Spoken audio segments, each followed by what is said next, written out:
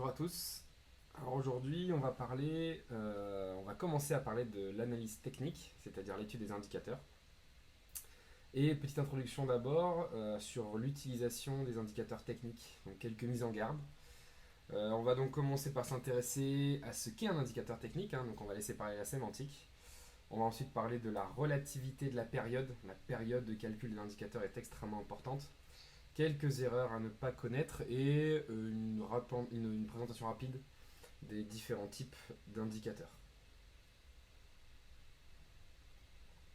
Donc première et unique partie également de cette formation, utilisation des indicateurs techniques. Donc un petit mot de la sémantique. Un indicateur indique. C'est tout. Point final. Un indicateur subit en fait beaucoup de dérives égotiques à l'image de toute l'analyse technique et toute l'analyse graphique. Alors qu'est-ce que c'est qu'une dérive égotique? Parce que c'est vrai que c'est pas la première fois que j'en parle. C'est simple, à chaque fois ça part d'une bonne intention. C'est un gars ou un groupe de personnes qui font des recherches. Alors ils s'appellent chercheurs ou on appelle ça faire des recherches parce que ça fait toujours un tout petit peu plus classe que de dire je bricole sur mon graphique avec quelques indicateurs, je bidouille, je fais des combos et je trouve des choses qui sont sympas. Mais bon, on appelle ça recherche. Alors c'est vrai qu'il y a dans le processus, il y a beaucoup de recherches. C'est d'abord on va tester des choses et puis ensuite on va les retester, les vérifier, les contre-vérifier. Oui, ça s'apparente effectivement à une sorte de recherche scientifique. Donc, on en fait une recherche, on va trouver des indicateurs et on va dire, ben voilà, empiriquement, ça a l'air de fonctionner. Donc, a priori, cet indicateur est un bon modèle pour anticiper l'évolution des cours. Et donc, à partir de là, on va élaborer toute une théorie. Alors, c'est toujours mieux si on invente des termes savants, style le signal de machin truc, ou le croisement de la cross-line bidule chouette. Enfin, ça fait très scientifique, ça fait très classe. Bon, c'est de la poudre aux yeux pour ceux qui savent de quoi est-ce qu'ils parlent, et par contre, ça fait très bien devant un débutant qui dit ah ben ouais, franchement, ce mot il est génial, tiens, je vais le noter. Ah ouais, là je vais parler comme un professionnel. Bon, tout ça, ça fait partie de toute façon du folklore en marketing, de l'analyse technique, du trading, etc. Bon, après, je vous demande d'avoir quand même un peu d'esprit critique et de ne pas boire tout ce que vous lisez ou tout ce qu'on vous dit. Donc, un indicateur, c'est une dérive égotique. Un indicateur, les indicateurs ont beaucoup de dérives égotiques et beaucoup d'utilisateurs croient en leur pouvoir d'autoréalisation. Ça aussi, on en avait parlé, les grosses blagues qu'on peut lire des fois sur les forums, comme quoi des indicateurs sont très utilisés par le monde entier et que donc il faut utiliser cet indicateur-là avec ce paramétrage-là et comme ça nous permet d'anticiper les marchés. Alors, il faut arrêter de parler d'anticiper quand je vois quelqu'un qui dit anticiper les marchés avec les indicateurs ou quels sont les meilleurs indicateurs pour anticiper les marchés. J'ai envie de dire non, mais il faut arrêter 5 minutes. Un indicateur, c'est rien de plus qu'une déformation mathématique du prix. En fait, vous prenez le prix, vous mettez un prisme et vous regardez le reflet. C'est ça un indicateur. L'indicateur reflète le prix. Et comme un indicateur en général utilise une formule mathématique, on va parler en fait d'une représentation mathématique, une déformation mathématique, une situation mathématique. Et en plus, c'est sur uniquement une période arbitrairement choisie. Alors, exemple, vous avez donc le prix et vous voulez regarder la distance du prix par rapport à sa propre moyenne. Alors, qu'est-ce que peut indiquer la distance du prix par rapport à sa moyenne? Ça montre en fait les accélérations et les décélérations du prix. Si le prix est loin de sa moyenne, c'est-à-dire qu'il est en train d'accélérer et que donc il y a peut-être une correction qui va se mettre en place. Pourquoi? Parce que vous savez comment les marchés fonctionnent, c'est forcément impulsion, correction. Il ne peut pas en être autrement. D'accord? Puisqu'une impulsion, ce sont des entrées ou des pertes de traders, et une correction, ce sont les prises de bénéfices. Et forcément, il faut qu'on prenne des bénéfices à un moment donné. Donc cet indicateur, en fait, va montrer l'accélération et la décélération. Et bien, il y en a qui vont utiliser ces indicateurs, qu'on va étudier, comme des éléments qui permettent d'anticiper les mouvements. Non, un indicateur n'anticipe rien du tout. L'indicateur ne peut pas anticiper le prix, puisque l'indicateur est dérivé du prix. C'est comme si vous me disiez, alors il faut voir que je sais trouver une belle petite allégorie, mais je pense que vous avez quand même compris le principe. Vous ne pouvez pas utiliser quelque chose qui est dérivé de quelque chose pour anticiper l'évolution de ce quelque chose. On ne peut pas utiliser un indicateur qui est calculé par le prix et qui en plus est en retard par rapport au prix, puisque en général la déformation fait que l'indicateur est toujours en retard par rapport à la réalité du prix, pour anticiper ce prix. Enfin, quand on réfléchit 2 minutes, c'est quelque chose qui est extrêmement illogique. Donc non, un indicateur même si il en donne souvent l'impression, ne permet pas d'anticiper. Par contre, un indicateur, il indique et il permet de qualifier. Alors, par exemple, les anticipations, il est évident qu'un marché qui décélère, c'est un marché dont la tendance actuelle est peut-être sur sa fin de vie, et que donc il va sans doute corriger et donc se retourner. Donc dans ce cas-là, c'est vrai que quand on remarque un indicateur qui nous montre une décélération, souvent, il y a un retournement. Mais ce n'est pas parce que l'indicateur a décéléré que le marché s'est retourné. C'est parce que le marché est en train de se retourner, qu'il est donc en train de décélérer, que donc on constate cela sur l'indicateur. D'accord? Un indicateur ne peut pas anticiper. Et en plus, c'est fait sur une période arbitrairement choisie. C'est-à-dire que par exemple, on va regarder uniquement sur 3 ou 4 heures. Par exemple, on va regarder la vitesse d'évolution sur 4 heures pareil. On va reparler ça des périodes. Alors justement, la relativité de la période.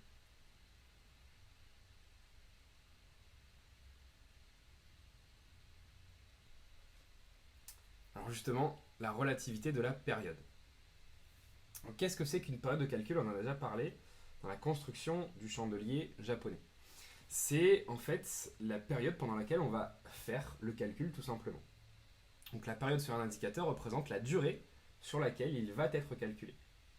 Alors l'utilisateur il choisit sa période en fonction de ce qu'il veut mettre en évidence, en fonction du bruit, en fonction du lissage. Plus la période de calcul est longue et plus l'indicateur va prendre de données en fonction. Donc plus l'indicateur va être lissé et donc plus il sera retardé, mais moins il sera victime des aléas plus ou moins chaotiques du mouvement du prix.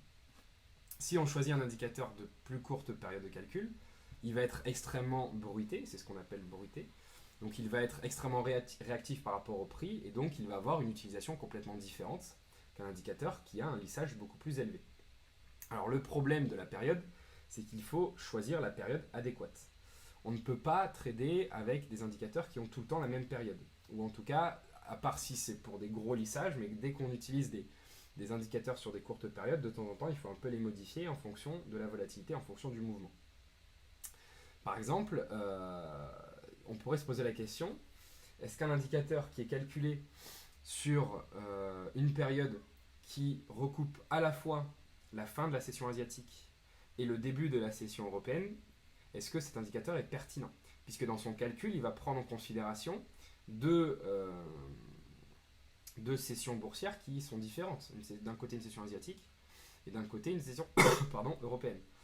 L'autre question c'est, quand on a un mouvement qui est en cours, est-ce qu'il faudrait calculer l'indicateur en fonction du mouvement actuel, c'est-à-dire en fonction du nombre de périodes que le mouvement contient, ou est-ce que peu importe, on laisse la période de calcul qu'on avait choisie au début? Pourquoi choisir une période de calcul de 51 et pas de 52? Pourquoi choisir une période de 18 et pas de 19? Bref, c'est des questions qui sont très compliquées et qui ne trouvent pas vraiment de réponse. Donc ça, c'est un autre problème de l'indicateur technique, c'est son paramétrage. Alors, on peut en gros choisir 3 types de paramétrage en théorie. Donc soit un paramétrage logique, soit un paramétrage empirique, soit, et c'est le plus souvent, un paramétrage ésotérique. Et on va définir tout ça après. Enfin, on va redéfinir ça après, mais en gros, un paramétrage logique, ce serait d'utiliser une période de calcul qui est logique, donc qui a été pensée, qui a été réfléchie. Par exemple, un nombre d'heures qui signifie quelque chose pour un être humain, comme 8 heures, 4 heures, etc., ou une journée, une semaine. Empirique, c'est un paramétrage qui est calculé, qui est optimisé en fonction du marché.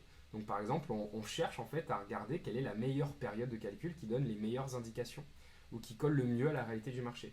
Donc l'empirisme implique le fait de changer régulièrement de paramétrage. Par exemple, l'indicateur bande de Hurst utilise un paramétrage empirique puisqu'on est censé étudier les cycles du marché. Donc on va en fait utiliser des équations mathématiques qu'on appelle la transformée de Fourier par exemple pour chercher la meilleure fréquence de réponse du marché en fonction d'indicateurs. Et on va utiliser ensuite cet indicateur pour essayer de prévoir d'éventuels mouvements ou tous les cycles en fait. Donc c'est un indicateur parmi tant d'autres avec lesquels on change la période. Mais on a d'autres indicateurs qui ne sont pas vraiment des indicateurs, qui ont également un paramétrage empirique. Quand on trace une ligne de tendance Quand on trace un canal de tendance également, qu'est-ce que c'est en fait? On utilise également un paramétrage empirique. Pourquoi? Parce qu'on va les tracer en fonction d'un nombre de périodes qui varie tout le temps en fonction du marché. D'accord? Est-ce que vous avez déjà voulu tracer un canal en disant, bon alors par contre je ne prends en considération que les plus hauts et les plus bas des 10 dernières bougies? Non, on prend les plus hauts et les plus bas en fonction de ce que l'on voit. Donc ça c'est le paramétrage empirique. Et puis il y a le paramétrage ésotérique, lui c'est celui qui fait le plus rire et le plus sourire, et pourtant c'est celui qui est le plus utilisé. En gros c'est j'utilise ça parce que ma grand-mère m'a dit ça, ou parce que j'ai lu sur un forum que si, ou parce que ça sort de la suite de Fibonacci, ou parce que quand j'additionne tous les chiffres entre eux, ça me donne la taille de ma main. Enfin bref, des trucs complètement stupides, et pourtant la plupart des gens l'utilisent. Alors les erreurs à ne pas commettre. Avant tout, il faut comprendre la formule de l'indicateur. Vous voulez utiliser un indicateur? Très bien. Donc première étape, vous regardez son mode de calcul. Deuxième étape, pour ceux qui veulent faire les choses un peu, on va dire, de manière plus scientifique, vous prenez un fichier Excel et puis vous faites quelques tests pour bien comprendre, pour bien vérifier que vous avez bien compris la formule de l'indicateur. Il faut comprendre dans quelle situation précise créer les patterns que vous allez utiliser. Donc les patterns, ce sont les signaux, les figures que font les indicateurs. Par exemple, vous avez un indicateur qui croise sa moyenne, ou un indicateur qui croise quelque chose, ou qui change de couleur. Il faut comprendre qu'est-ce qui a créé ça sur le prix. D'accord? On va étudier quelques indicateurs et à chaque fois on va expliquer dans cette formation qu'est-ce qui sur le prix crée ce mouvement sur les indicateurs. Donc il faut que vous compreniez quand vous tradez, parce que combien de fois j'en vois qui tradent par exemple un croisement baissier d'un stochastique dans une zone haute et qui disent ah bah tiens j'ai vendu parce qu'il y avait le croisement donc ça veut dire que ça va descendre. Non, il faut comprendre qu'est-ce qui a créé ce croisement en haut, qu'est-ce qui sur le prix a créé ça. Et dès qu'on comprend la formule et qu'on se pose 5 minutes pour réfléchir, on le sait. Et du coup, on voit les indicateurs d'une autre manière. Et le fait d'ailleurs d'étudier leur formule et de comprendre ce qui crée les signaux, ben bien souvent, on se rend compte que en fait, la plupart des indicateurs et des signaux ne sont pas vraiment utiles, ou en tout cas, sont caduques. Et on n'a pas besoin de les utiliser, on peut le faire à l'œil nu. Et donc surtout, il faut comprendre les limites de l'indicateur pour ne pas l'utiliser dans le mouvement. Parce qu'il y a des indicateurs et des paramétrages qui peuvent fonctionner très bien dans un type de marché à un certain moment, mais qui fonctionneront d'une toute autre manière et complètement à la masse dans un autre type de mouvement. Donc un indicateur, tout comme les stratégies, vous vous rappelez, on vous a dit qu'il n'y a pas une stratégie qui fonctionne tout le temps, il faut plusieurs stratégies en fonction du type de mouvement. Il faut une stratégie pour des marchés de forte tendance, une stratégie pour des marchés de faible tendance, une stratégie pour les retournements, une stratégie pour les continuations de tendance, une stratégie pour les ranges, une stratégie pour le court terme, pour le moyen terme, etc. etc. Là, pareil, il y a des indicateurs pour certains types de mouvements. Les indicateurs dans un marché en tendance donneront des indications qui ne fonctionneront pas ou qui seront bizarres dans un marché sans tendance. Ou alors on peut toujours utiliser la théorie ou le concept du contre-signal. Par exemple, un indicateur en tendance dans un marché en range donnera de très mauvais signaux. Il suffit donc de prendre les contre-signaux de ces signaux. Enfin, après, c'est en fonction de vous et de votre manière de penser et de trader. Donc voilà, il faut bien comprendre les limites de l'indicateur. Par exemple, moi j'utilise uniquement les bandes de Bollinger en tant qu'indicateur pour m'indiquer l'évolution de la volatilité en fonction des écarts types. Bon, je sais que les bandes de Bollinger ont leurs avantages et qu'elles fonctionnent bien dans certains cas et leurs inconvénients, leurs défauts. Donc quand je sais qu'une situation sur le prix va créer un défaut sur les bandes de Bollinger, je ne vais pas m'aveugler et utiliser les bandes de Bollinger comme à l'accoutumée. Je vais modifier ma manière de voir les choses ou de les présenter. Donc, étudiez leur formule et surtout comprenez comment est-ce qu'ils fonctionnent, dans quelle situation les patterns, donc les figures que vous allez vouloir utiliser dans vos indications, dans vos analyses, dans vos trades, vont bien fonctionner et dans quelle mesure elles vont mal fonctionner. C'est la meilleure manière de bien comprendre et de bien appréhender les indicateurs. Il faut aussi éviter les redondances avec une bête lecture graphique et prêter un caractère autoprophétique aux indicateurs. Bon, ça, je ne le répéterai jamais assez. Mais pour les redondances, c'est vrai. Des fois, je regarde des analystes qui postent des vidéos ou sur des graphiques, ou sur des forums vraiment avec des graphiques. Et je vois 2-3 indicateurs qui indiquent souvent la même chose. Ou des indicateurs qui montrent quelque chose qu'on voit déjà à l'œil nu. Par exemple, vous êtes dans un range, dans une tendance neutre. Et le mec, il va trader les rebonds sur les bandes de Bollinger ou les croisements stochastiques. Bon, sur le graphique on le voit, ça c'est jouer les supports résistance du range tout simplement. Donc il y a plein de choses comme ça où on n'a pas besoin des indicateurs parce qu'ils sont redondants avec une simple et bête lecture graphique. Après, bien évidemment, il ne faut pas tout supprimer si vous vous sentez confortablement. Il faut que vous soyez en confort, en fait, en situation confortable. Donc si, malgré tout ce que je vous dis, et malgré vos tests, vous avez quand même besoin d'un soutien indicateur, faites-le. Moi, malgré mon expérience, dès que j'enlève les bandes de Bollinger de mes graphiques, même si je sais que je pense être capable de repérer maintenant les mouvements sans les bandes de Bollinger, je me sens beaucoup moins confortable. Je me sens un peu plus, j'ai un peu plus de mal. Alors, je préfère mettre mon indicateur bande de Bollinger, et là tout de suite, là, je suis beaucoup plus en confiance, beaucoup plus rassuré, et ça facilite énormément la lecture graphique. Donc ne pas jeter le bébé avec l'eau du bain, ni la baignoire. Il vaut mieux, des fois, utiliser les indicateurs, mais si et seulement si on en a besoin. C'est un peu comme la foi, hein, on ne va pas rentrer dans des considérations religieuses, mais il faudrait croire que si vous en aviez besoin, enfin la plupart des gens croient parce qu'ils en ont besoin, là c'est pareil, utilisez les indicateurs parce que vous en avez besoin, pas parce que vous avez lu un truc à droite, à gauche ou parce que ça vous donne des super signaux. Non. D'abord, un grand esprit critique, les limites de l'indicateur, son calcul, qu'est-ce qui crée les signaux que vous tradez sur les indicateurs, et ensuite vous voyez si vous pouvez vous en passer ou pas. Alors les différentes familles d'indicateurs. Alors d'abord il y a les indicateurs de tendance. Donc ce sont des indicateurs qui, de par leur calcul, vont plus ou moins lisser le prix. Donc en fait le prix est déformé et l'indicateur va indiquer la tendance. Donc si le marché est haussier, baissier ou neutre. Alors la plupart des indicateurs de tendance indiquent juste le fait qu'il soit haussier ou baissier. Maintenant il y a quelques indicateurs qui peuvent indiquer également si le marché est neutre ou pas. Les indicateurs de momentum. Donc ça, le momentum, c'est ce qu'on pourrait appeler la force du mouvement. Donc c'est des indicateurs qui vont montrer les accélérations, les décélérations sur le mouvement. Donc ces deux indicateurs sont complémentaires. Il y a un indicateur qui pourrait nous montrer le sens et un autre indicateur qui pourrait nous montrer la force. Les oscillateurs bornés qui peuvent être utiles pour indiquer des fortes tendances, puisque quand un indicateur borné donne des contre-signaux, c'est que le marché est dans une forte tendance, ou peuvent également montrer des situations extrêmes qui peuvent être utiles dans une tendance pour dire attention, pour rappeler, alors c'est plus pour rappeler aux traders, attention là, compte tenu de la période que tu utilises et compte tenu de ce qu'a fait précédemment le mouvement, là on est dans une situation extrême, donc peut-être qu'il va y avoir une correction, donc si tu veux rentrer dans le sens de la tendance, c'est peut-être pas le bon moment. Par contre, si tu veux faire du contre-tendance, essaie d'y penser. Et des oscillateurs bornés dans un range, pareil, peuvent être utiles pour focaliser le trader sur des zones de prix très intéressantes et très pertinentes à trader. Les indicateurs de volatilité. Alors ceux-là, bien évidemment, comme leur nom l'indique, montrent quelle est la volatilité. Alors la plupart montrent la volatilité directionnelle, comme on l'a déjà défini dans une leçon précédente. Il y a également la volatilité du range, l'amplitude, la TR, etc., etc. Les indicateurs de volume, bon bah ça montre le volume, ça y a pas rien à dire. Et les indicateurs de profil de marché, dont on a déjà également parlé.